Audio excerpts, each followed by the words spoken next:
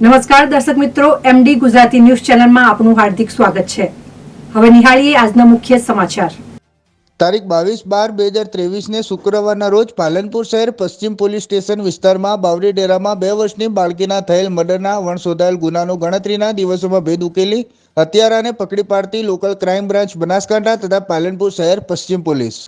વધુ વિગત જોઈએ તો શ્રી જે.આર. મોથલિયા સાહેબ પોલીસ મહાનિરીક્ષક શ્રી બોર્ડર રેન્જ ભુજ તથા શ્રી અક્ષયરાજ મકવાણા સાહેબ પોલીસ અધિક્ષક શ્રી બનાસકાંઠાઓએ જિલ્લામાં બનતા શરીર સંબંધી ગુનાઓ તાત્કાલિક ઉકેલ લાવવા માટે સૂચના કરેલ હોય, જે સૂચના અન્વયે નાયબ પોલીસ અધિક્ષક શ્રી ડોક્ટર જે ગામિત સાહેબ તથા શ્રી ડોક્ટર એ સિસારા સાહેબનાઓએ ગઈ તારીખ 15/12/2023ના રાત્રિના સમયે પાલનપુર બાવરી ડેરામાં 2 વર્ષની બાળકીના મર્ડરનો બનાવ બનેલ, જે ચકચારી મર્ડરના કેસમાં હત્યારાને શોધી કાઢવા માટે અલગ અલગ ટીમો બનાવી તેઓશ્રીની સતત માર્ગદર્શન અને સૂચના અનુસાર એલસીબી પાલનપુરના police inspector Shri D R. Gadhvi સાહેબ તથા પાલનપુર શહેર પશ્ચિમ પોલીસ સ્ટેશનના police inspector Shri R B. Gohil સાહેબ તથા police inspector Shri B P. Miglatar cyber crime શાખા તથા police inspector Shri N J. Patel તથા LCB police sub inspector Shri M K. Jhala, Shri P L. Ahir, Shri S K. Darji, Shri S B. Rajgor તથા પાલનપુર શહેર પશ્ચિમના police sub inspector Shri L J. Vala તથા જિલ્લા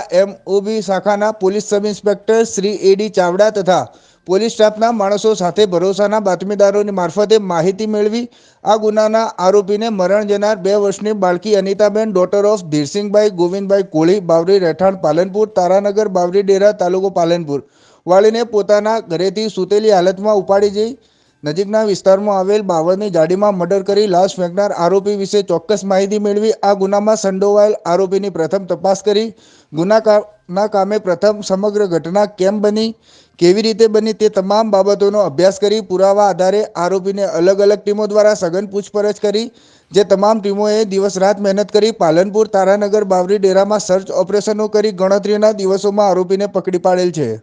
વધુ સમાચારો માટે જોતા રહો MD news Gujarati. Bureau report, MD news, Banaskantha.